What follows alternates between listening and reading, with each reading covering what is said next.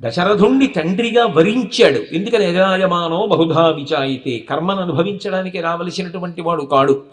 ఒక పరమోత్కృష్టమైన ప్రయోజనాన్ని సాధించడం కోసం కాకతాళీయంగా తాను తల్లిదండ్రులకి సంభవించడం కాదు, తల్లిదండ్రుల్ని తాను వరించాడు.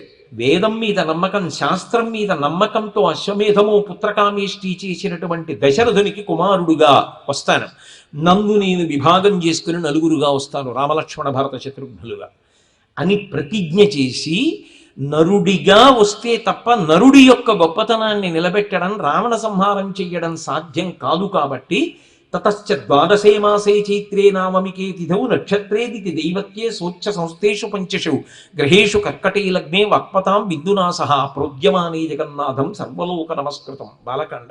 ఆయన తతశ్చ ద్వాదశే మాసే, ఆయన కర్మ సర్వలోకములను ఇలా చూపుడు వేలి చూపించి శాసించగలిగిన పరమాత్మ నరజాతి యొక్క గొప్పతనాన్ని లోకమునకు ఆవిష్కరించడం కోసం కౌసల్య గర్భవాసం చేసి గర్భస్థ నరకమును అనుభవించి 12 నెలలు కటిక చీకట్లో అమ్మ కడుపులో తల కిందకి పెట్టి కాళ్ళు పైకి పెట్టి గర్భమునందున్నాడు కాబట్టి ప్రాకృత శిశువు ఎలా ఉంటాడో అలాగే లోపల ఉన్నటువంటి సూక్ష్మమైనటువంటి క్రిములు తనని కొరికేస్తూ ఉండగా శుక్లపక్షంలో చైత్రమాసంలో నవమి తిథి నాడు సూర్యుడు, శుక్రుడు, గురుడు, శనైశ్చరుడు, కుజుడు మొదలైనటువంటి 5 గ్రహాలు ఉచ్చస్థితిలో ఉండగా ప్రోద్యమానే జగన్నాథం సర్వలోక నమస్కృతం, సకల లోకముల చేత నమస్కరింపబడేటటువంటి శ్రీమన్నారాయణుడు రామచంద్రమూర్తిగా నరుడిగా అవతరించాడు.